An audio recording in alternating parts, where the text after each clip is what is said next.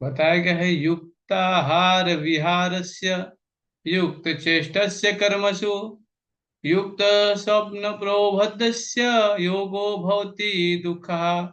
युक्त युक्त यानी होता है नियमित, आहार यानी होता है भोजन, विहारस्य आमोद प्रमोद का, युक्त यानी नियमित, चेष्टस्य जीवन निर्वाह के लिए कर्म करने वालों का, कर्मसु यानी कर्म करने में, युक्त यानी नियमित, स्वप्न अवबोधस्य नींद तथा जागरण का, योग यानी योगाभ्यास, भवती यानी होता है, दुखा यानी कष्टों को नष्ट करने वाला। तो भगवान बोल रहे हैं यहाँ पे युक्ताहार विहारस्य, जो खाने, सोने, आमोद प्रमोद तथा काम करने की आदतों में नियमित रहता है, युक्त चेष्ट से कर्मसु युक्त स्वप्न प्राबोधस्य योगो होती दुखा। वो क्या कर सकता है? वह योगाभ्यास द्वारा समस्त भौतिक क्लेशों को नष्ट कर सकता है। देखिए कलयुग में एक लक्षण बताया गया है कि लोग अनियमित आदतों के कारण ही कष्ट पाते हैं। तो अनियमित आदतें हमारी जो हैं ये यही हमारे कष्ट का कारण है। इसीलिए बताया गया है शास्त्रों में, खाने पीने का, आमोद प्रमोद का, काम करने की आदतों में नियमित रहना चाहिए हमें जीवन में। जब हम भक्ति मार्ग में आए हैं तो अगर नियमों का पालन करेंगे तो क्या होगा? समस्त भौतिक क्लेशों को हम नष्ट कर सकते हैं। तात्पर्य में श्रील प्रभुपाद जी बताते हैं कि खाने, सोने, रक्षा करने तथा मैथुन करने में जो शरीर की आवश्यकताएं हैं, अति करने से योगाभ्यास की प्रगति रुक जाती है। तो चार चीजें बताया गया है, आवश्यकता से अधिक हम करते हैं तो हम भक्ति जीवन में प्रगति नहीं कर पाएंगे।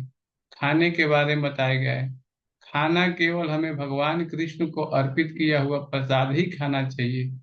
अगर हम भक्ति जीवन में आगे बढ़ना चाहते हैं तो हमें चाहिए कि हम रोज भगवान कृष्ण को जो भी खाते पीते हैं सब हमको भगवान को अर्पित करके खाना चाहिए। दूसरा आता है सोने के बारे में बताया गया, सोने है के लिए बताया गया है कि शरीर की जितनी आवश्यकता है जैसे 6 से 8 8 घंटा अगर बीमार है तो ले सकते हैं आप। लेकिन ज्यादा सोएंगे तो क्या हम, हमारी जो आवश्यकता है कृष्ण भावना में पर आगे बढ़ने की वो कम हो जाएगा। फिर रक्षा, शरीर के लिए हमें चाहिए कि भगवान के प्रकृति के दिया हुआ उपहार शरीर है, इसीलिए हमें क्या करना चाहिए? इस शरीर को अच्छे से देखभाल करना चाहिए, इस शरीर को हमेशा स्वस्थ रखना चाहिए। और बताया गया है खाने, सोने, अच्छा और मैथुन करने की यार, तो इस जो शरीर की आवश्यकताएं, देखिए कृष्ण भावना भावी संतान उत्पत्ति करने के लिए हमें मैथुन जीवन का उपयोग करना चाहिए, शास्त्रों में बताया गया है। तो अगर हम ये चार चीजों को नियमित करेंगे तो हम भक्ति में आगे बढ़ सकते हैं। लेकिन अगर यही चार चीजों को हम आवश्यकता से अधिक करते हैं तो जीवन में कष्ट आता है। खाने की बात बताया गया है कि अगर हम बाहर का ज्यादा खाते हैं, तला हुआ या अलग चटपटा, तो अनेक प्रकार की बीमारी भी हो सकती है। शुद्ध सात्विक भोजन करेंगे तो हमारा मन स्वस्थ रहेगा।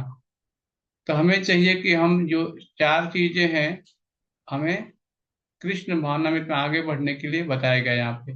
जहां तक खाने का प्रश्न है, इसे तो प्रसादम या पवित्रीकृत भोजन के रूप में नियमित बनाया जा सकता है। भगवत गीता में भगवान 9वें अध्याय के 26 नंबर श्लोक में बताते हैं, के अनुसार बताते हैं, श्री कृष्ण को साग, फूल, फल, अन्न, दूध आदि भेंट किए जाते हैं। अब देखिए भगवान बता रहे हैं कि मेरे को खाना कैसा पसंद है। मेरे को साग पसंद है, फूल, फल, अन्न, दूध, ये सब भगवान की वृंदावन लीलाएं में देखेंगे। ये चीजें हम देखते हैं कि भगवान कृष्ण प्रकृति से जुड़ी हुई चीजों के ऊपर निर्भर है। और हमें प्रकृति के ऊपर भी हमें चाहिए कि हम निर्भर है। प्रकृति हमें दे रही है तो हम मांसाहार क्यों करें बताइए? क्योंकि आत्मा उसी जीव में भी वो भी है। हाँ, हम दूसरे जीव को अगर कष्ट पहुंचाएंगे तो हमारे जीवन में कष्ट आएगा। तो खाने पीने के लिए तो बहुत सारी चीजें हैं संसार में, है ना? क्या हम मांसाहार नहीं करेंगे तो मर जाएंगे क्या? नहीं। भगवान बता रहे हैं यहाँ पे कि भगवान को फल, फूल, दूध, अन्न, ये सब चीजें भेंट की जानी चाहिए। इसी प्रकार एक कृष्ण भावना भावित व्यक्ति को ऐसा भोजन न करने का स्वतः प्रशिक्षण प्राप्त रहता है। तो बताया गया शास्त्रों में जो भगवान के भक्त होते हैं, हाँ, उन्हें प्रशिक्षण दिया जाता है। हाँ, इस प्रकार एक कृष्ण भावना भावित व्यक्ति को ऐसा भोजन न करने का स्वतः प्रशिक्षण प्राप्त होता है जो मनुष्य के योग्य नहीं होता या कि सतोगुणी नहीं होता। तो जो बताया गया शास्त्रों में बताया गया है कि खाने के, हाँ, 3 घंटा बाद, और 3 घंटा अगर हम खाना बना रहे हैं भगवान को अर्पित करके, हाँ, हम खा सकते हैं, लेकिन 3 घंटे के पहले हमें भोजन प्राप्त करना चाहिए। और बताया गया है कि जो मनुष्य खाने योग्य नहीं होता है, सत्वगुण नहीं होता, हम तो जानते हैं कि हमारे जीवन में जो सत्वगुण है उसी चीज को ग्रहण करें। जहां तक सोने का प्रश्न है, कृष्ण भावना भावित व्यक्ति कृष्ण भावना में कर्म करने में निरंतर सतर्क रहता है, अतः वह निद्रा में वह व्यर्थ समय नहीं गंवाता। अव्यर्थ कालत्वम, तो अवर्थ कालत्वम का अर्थ होता है कि हमें व्यर्थ का समय नहीं गंवाना चाहिए, क्योंकि एक बार जो समय चला जाता है फिर वो वापस नहीं आता है। सबको मालूम है कि एक समय है, ये समय मिला है, दोबारा वापस नहीं आएगा, है ना। जैसे मान लीजिए कोई छोटा बच्चा है, और छोटे बच्चे से हम युवा अवस्था में आए, फिर हम पौगंड अवस्था, फिर अभी हमारा, हम देखते हैं कि वृद्ध अवस्था होते जा रहा है, लेकिन फिर बाल्यापन नहीं आ सकता है ना। तो अवर्थ कालत्वम, समय को नहीं गंवाना चाहिए। कृष्ण भावना भावित व्यक्ति अपना 1 मिनट का भी समय श्री भगवान की सेवा के बिना नहीं बिताना चाहता, अतः वह कम से कम सोता है। इसके आदर्श शिल रूप गोस्वामी हैं, जो श्री कृष्ण की सेवा में निरंतर लगे रहते थे और दिन भर में 2 घंटे से अधिक नहीं सोते थे, और कभी कभी तो उतना भी नहीं सोते थे। नामाचार्य श्री हरिदास ठाकुर तो अपनी माला में 3 लाख नाम का जप किए बिना न तो प्रसाद ग्रहण करते थे, न ही सोते थे।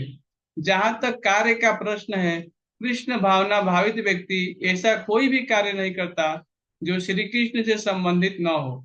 इस प्रकार उसका कार्य सदैव निमित्त रहता है और इंद्रिय तृप्ति से अदूषित रहता है। तो यहाँ पे उदाहरण दिया गया है, हमारे 6 गोस्वामी जो हैं वृंदावन में। देखिए, कृष्ण भावना भावित व्यक्ति हमेशा सदा सतर्क रहता है। वो जानता है कि कृष्ण की संतुष्टि के लिए कार्य करना चाहिए हमें, है ना। अभी हमें शिल प्रभुपाद जी ने 16 माला जप करने के लिए बताया है। कम से कम 2 घंटा लगता है बैठ के माला जप करने में, 16 घंटे, 16 माला। अब 192 माला नामाचार्य श्री हरिदास ठाकुर करते थे, सोचिए, 192 माला, तब जाकर के वो प्रसाद ग्रहण करते थे।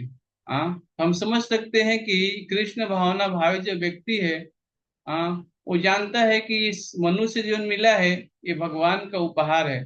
और इसी कानों के जो हम श्रवण कर रहे हैं और मुख से भगवान का हम गुणगान कर रहे हैं, 2 ही चीजें हैं संसार में। अगर भगवान को जानना है तो आंखों से तो दर्शन हम क्या करेंगे बताइए। हम देखेंगे कि ये भौतिक प्रकृति जो है उसके देखेंगे, मेटल देखेंगे, अलग अलग चीजें देखेंगे।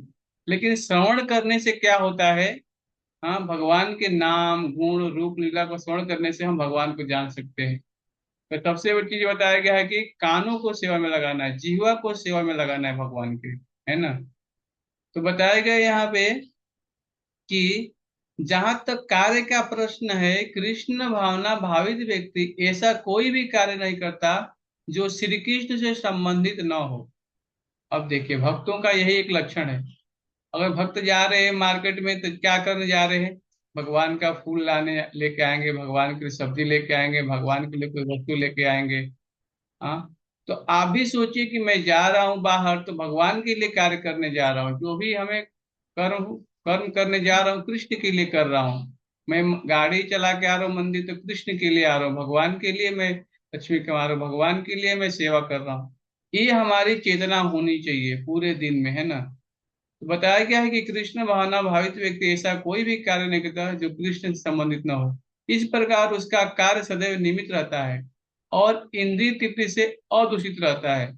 देखिए, अपनी इंद्रियों को हम तुष्ट करेंगे तो वो काम कहलाएगा, लेकिन अगर भगवान की इंद्रियों को तुष्ट करेंगे तो प्रेम कहलाएगा। ये दोनों ही विपरीत अवस्था में, एक लोहा है, हाँ, लोहा और सोना में बहुत अंतर होता है ना। देखिए, लेकिन हमें जानना पड़ेगा कि अपनी इंद्रियों को तुष्ट करेंगे तो काम हो जाएगा, और भगवान की इंद्रियों को तुष्ट करेंगे तो प्रेम कहलाएगा। तो यहाँ पे मैंने बताया था कि एक भोजन का उदाहरण मैंने दिया था आप लोगों को शुरू में। बताया था कि कृष्ण भावना भावित व्यक्ति होता है, वो भगवान को, कृष्ण को अर्पित करके भोजन ग्रहण करता है, न कि स्वयं बना के अपने आप खा लेता है। हाँ, तो कृष्ण को अर्पित करने से क्या होता है, सारे कर्म फल से हम बच जाते हैं, नहीं तो कर्म फल हमें लगता है, क्योंकि अन्न अगर हम उगाते हैं तो अनेकों जीव मरते हैं। अनेकों, देखिए अभी हम जाते हैं खेत में और अन्न उगाते हैं, पानी चलाते हैं उसमें, और पौधे को काटते हैं तो कितने सारे जीव मर जाते हैं। तो वही हमारे साथ आता है कर्म फल। हाँ, तो वही कर्म को क्या करना चाहिए, भगवान कृष्ण को अर्पित कर देना चाहिए, जिससे हम, हमें कर्म फल न लगे। तो यहाँ बताया गया है कि चूंकि कृष्ण भावना भावित व्यक्ति, इंद्रिय तृप्ति का प्रश्न ही नहीं उठता, अतः उसे तनिक भी भौतिक अवकाश नहीं मिलता, चूंकि वह अपने कार्य, वचन, निद्रा, जागृति तथा अन्य सारे शारीरिक कार्यों में निमित्त रहता है, अतः कोई उसे भौतिक दुख नहीं सताता। तो शास्त्रों में बताया गया है यहाँ पे, मनसा वाचा कर्मणा। हाँ, अपने मन से, वचन से, कर्म से हमें सदैव भगवान की सेवा में लगना चाहिए। तो मन कैसे लगेगा भगवान में, जब हम भगवान का नाम जप करेंगे, हरे कृष्णा कृष्णा कृष्णा हरे हरे, हरे राम हरे राम राम राम हरे हरे। मन सा अगर हम भगवान का नाम लेना चाहेंगे तो मन हमारा भगवान में लगेगा। मन सा कर्मणा, कर्म से, जो भी हम कार्य कर रहे हैं कृष्ण को अर्पित करें उसको, डायरेक्ट हम भोग नहीं करें उसका, है ना, कर्म फल कृष्ण को अर्पित करें। और वचन से भी, मनसा वाचा कर्मणा, तीनों चीज से हमें क्या करनी, भगवान की सेवा करनी चाहिए। तो हम बताया गया इस संसार में कि यदि हमें भौतिक प्रकृति का आनंद लेने की इच्छा है तो हमारा ज्ञान चोरी हो जाएगा, जिसे बोलते हैं हित ज्ञान। देखिए, अगर हम भौतिक प्रकृति का आनंद लेने की इच्छा करते हैं तो हमारा ज्ञान चोरी हो जाएगा। कैसे, नित्य ज्ञान। तत्पश्चात हम क्या करेंगे, हम कृष्ण के अतिरिक्त किसी अन्य देवता की शरण शरण लेंगे। अन्य देवता का अर्थ केवल देवी देवता ही नहीं होता है, अन्य भी है। जैसे तुम्हारा मालिक, तुम उसकी शरण ले रहे हो, आपका राजनीतिक नेता, आप उसकी शरण ले रहे हो। इसीलिए हम कृष्ण के अलावा अन्य लोगों की शरण लेते हैं जब हमारा ज्ञान विषय वासना द्वारा चुरा ले जाता है।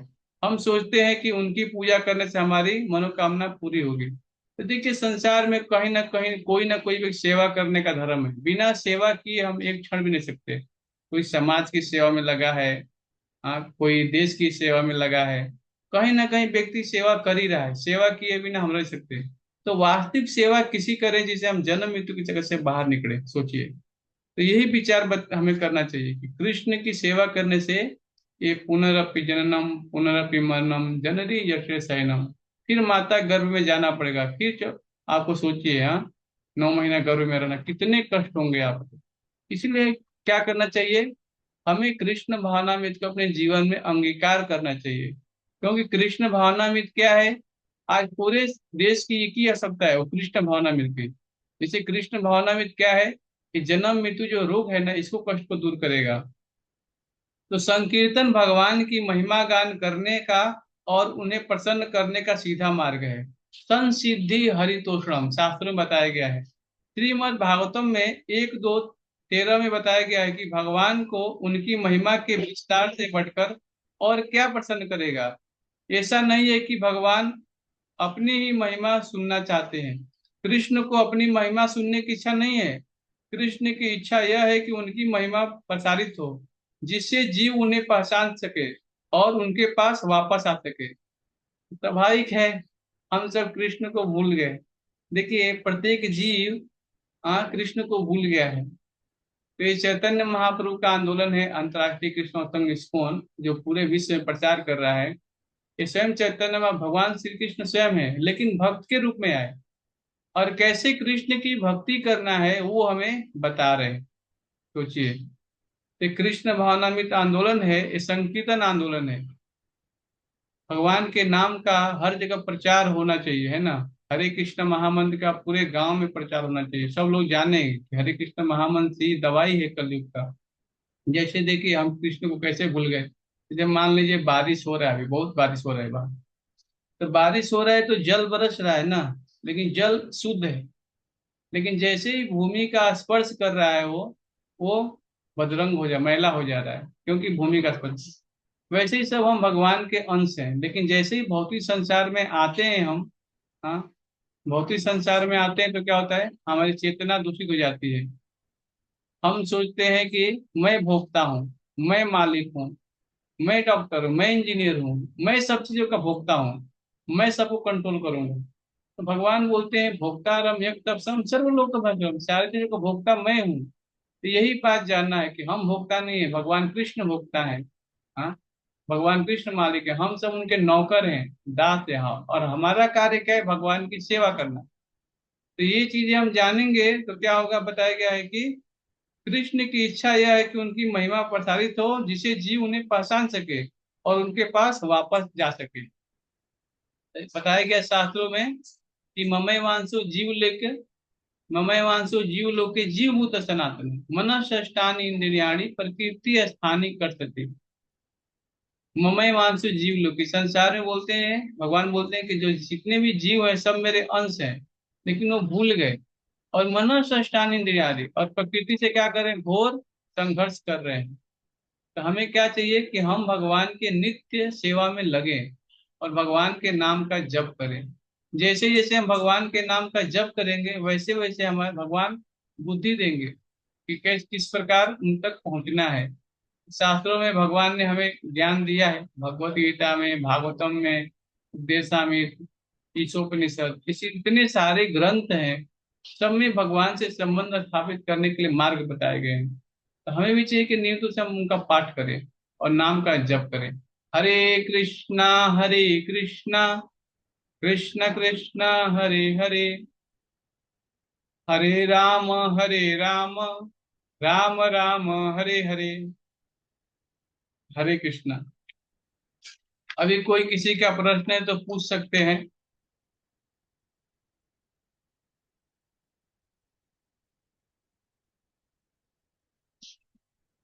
तो बताया गया है शास्त्रों में, इस अंतर्राष्ट्रीय कृष्ण भावनामृत संघ के माध्यम से शिल प्रभुपाद हमें भगवान के प्रति सबसे सकारात्मक दृष्टिकोण विकसित करने में सक्षम बना रहे हैं। कृष्ण ने स्वयं कहा था कि जो उनकी महिमा का गान करते हैं, उनकी कृपा विदित करते हैं, वे उनके सबसे प्रिय भक्त हैं। हम इसे पहचाने या न माने, यह सुंदर सौभाग्य उत्पन्न हो जाता है जब हम कृष्ण भक्ति का प्रचार और प्रसार कर रहे होते हैं। तो शिल प्रभुपाद जी की बहुत कृपा है ये। हाँ, वो चाहते थे कि पूरे विश्व में कृष्ण महानाम का प्रचार हो। तो हमें भी चाहिए कि हमें जो भी मालूम है कृष्ण के भगवत गीता, भागवतम, यही हमें गिफ्ट करना चाहिए लोगों को। भगवान के नाम का वितरित करना चाहिए लोगों को, बताना चाहिए कि कृष्ण पूर्ण पुरुषोत्तम भगवान है, उनका हम नाम नाम ले रोज, है ना। कोई प्रश्न है किसी का तो पूछ सकते हैं माइक ऑन करके।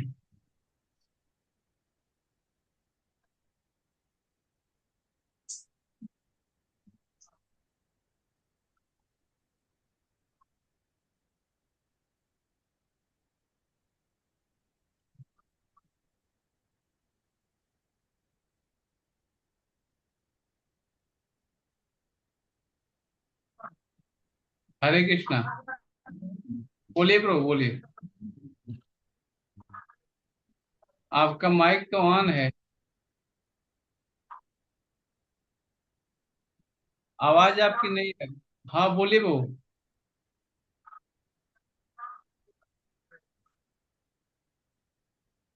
आपका माइक में आवाज नहीं आ रहा है ब्रो।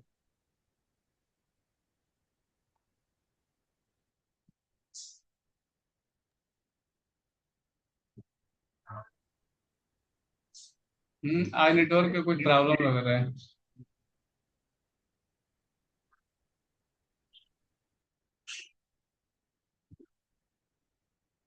हरे कृष्णा, हरे कृष्णा, कृष्णा कृष्णा हरे हरे, हरे राम, हरे राम, राम राम हरे हरे।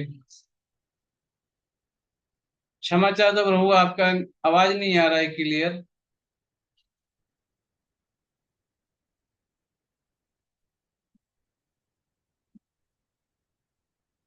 जय श्री श्री राधा श्याम सुंदर भगवान की जय। जगन्नाथ बलदेव सुभद्रा श्री कौन प्रभुपाद की जय। हरे कृष्ण। हरे कृष्णा प्रभु जी, दंडवत प्रणाम। हरे कृष्ण।